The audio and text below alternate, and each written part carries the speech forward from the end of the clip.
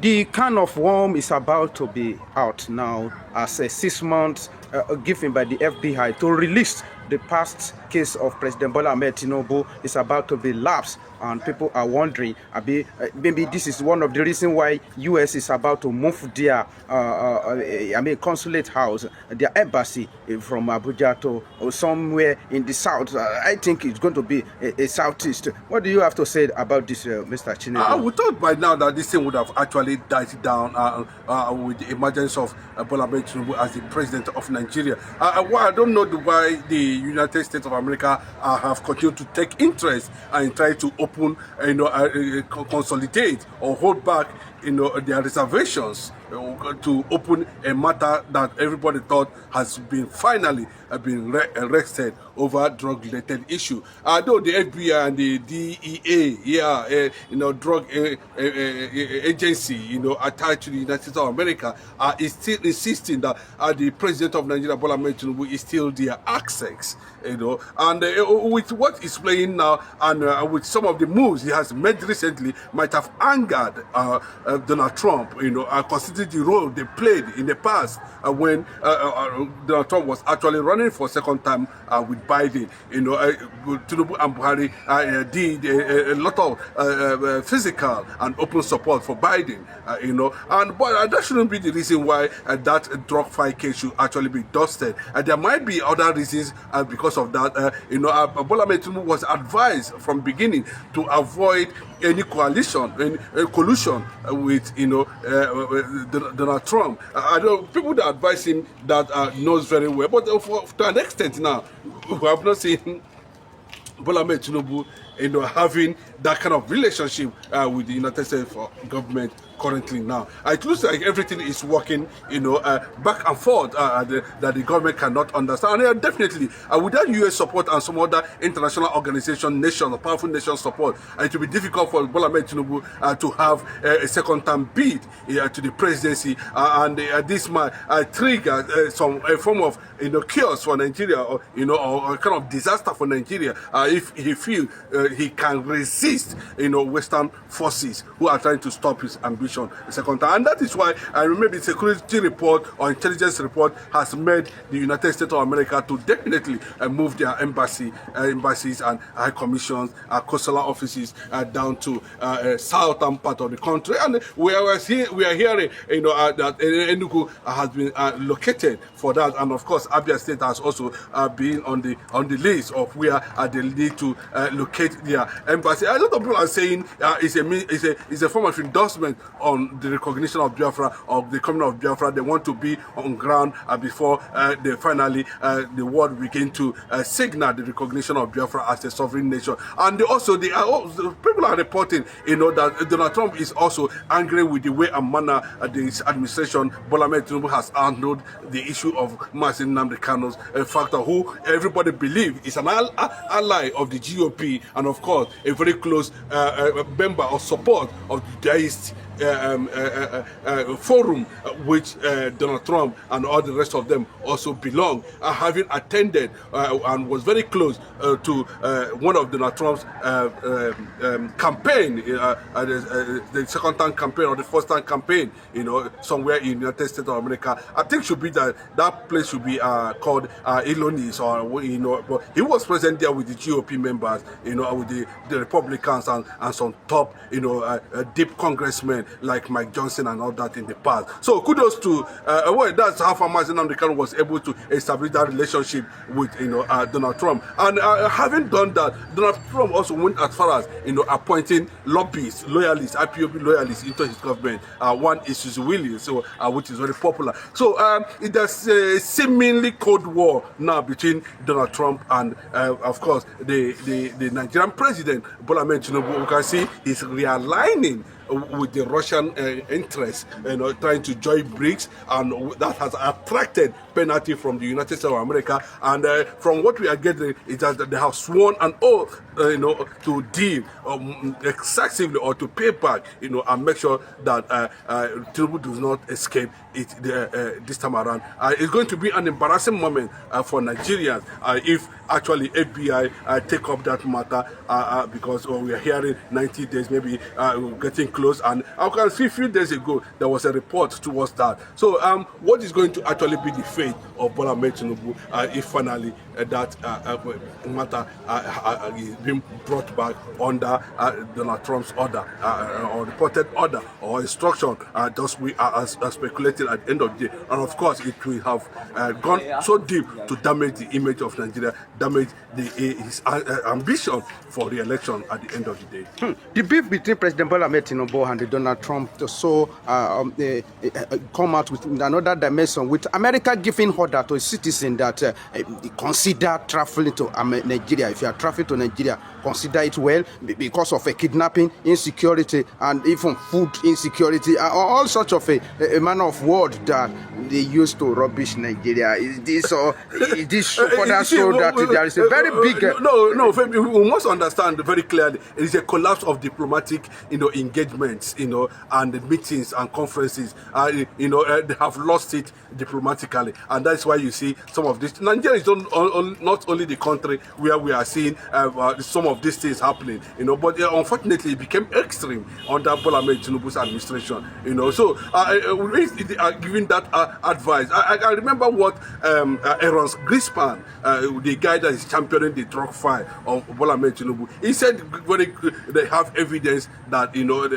everything is already there, but the district court in the United States of America, led by Melly Howell, has also indicated that Tinubu remain one of the things they will unveil in the nearest future. So you see, based on that, the gap of diplomatic role between Nigeria and, of course, the president has triggered a lot of reactions and sanctions and tariffs, counter tariffs, this one trying to bring his own and this one trying to bring, at the end of the day, the whole thing has been mopped up. And that's why we're saying that it looks like Nigeria might not hold any other breath, before 2027, because I think Bola Ahmed Tinubu will want to show, that he can stand the pressure from the Western world and do whatever he wants to do come 2027 for re-election.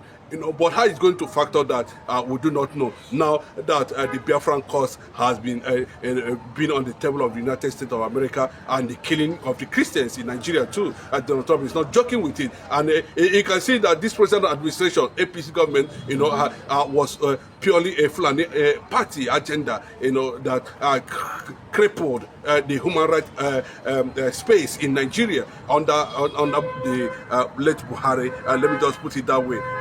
Crippled a lot of the rendition, contravene international treaties. Like the issue of Nnamdi Kanu, the killing of Christians has continued without any government trying to do any kind of stuff. And these are the things the world is looking at, to make that have triggered what we are seeing today. It looks like Donald Trump is bent on bringing this issue of drug to the public limelight, and it will be a very big embarrassment to Nigeria. And not only that, he has also mapped out some things, some deeper things that he wants to do, and that's why we are hoping that maybe he should act fast to see how he can escape the wrath that is coming on Nigeria. This missile that America is about to release, that means I'm talking about the drug case of President Bola Ahmed Tinubu. Where do you think is going to be their target? Is it against President Bola Ahmed Tinubu in 2027, or to help Biafra agitation?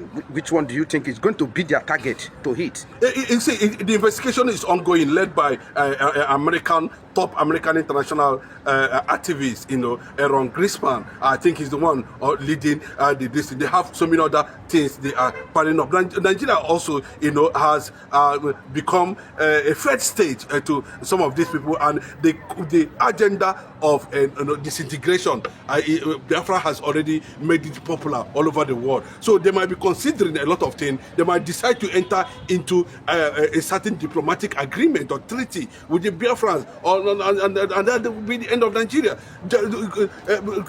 Britain is no longer interested, because everybody is blaming them. They are tired. The Fulani issue cannot be resolved, and everything is saying is bordering centered on how Britain was able to bring this calamity on Nigeria simply because of amalgamation or whatever on their own interest.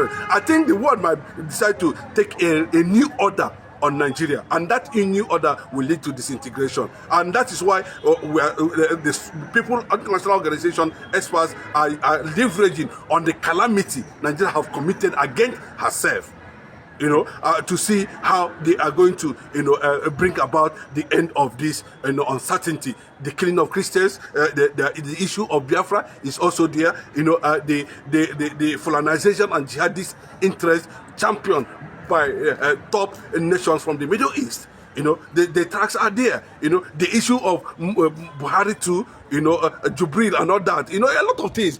Now we are having somebody that have been seen that want to align with the most enemies of America now through BRICS. So they can decide to enter a big treaty, a deal, a better deal, and if they consider it a better deal with their friends, and of course they'll go ahead and announce it, and of course that will stop anything that has to do with 2027 presidential election and re-election of Bola Ahmed Tinubu. Then on that note now, it will cripple. It has already crippled. You understand? Because I don't see most top world leaders, wanting to do anything with Bola Ahmed Tinubu. For instance, the death of Buhari, I wouldn't see anybody come out. I wouldn't see top leaders. Nobody said anything up to this moment. So it gives you a signal that Nigeria is gradually collapsing. And the IPOB leaders around the world are not resting at all, including those who are championing from the European nation. They are not resting. You think they have gone to rest? They are not resting. They are lacking the word, and the world are seeing that Christians are being killed in Nigeria on a daily basis, and they should know at this point in time, as the police of the world, United States of America, they have the executive order that can be, adopted. Yes, let me use that word. Adopted by the current president and declare Nigeria, a pariah state, and for that reason, a terrorist nation, and for that reason, the Biafra can be granted. There are so many reasons where Biafra can be. You understand? One is that we have made the United Nations standard, and it has become a global thing now. And you can see Biafrans establishing embassies in different nations of the world. The one that was established in Washington too, in America, under the very nose of the current president Donald Trump. It shows that something is actually underground and something is about to happen. And these are the things we must give it to Maxim Nnamdi Kanu, irrespective of where he is now.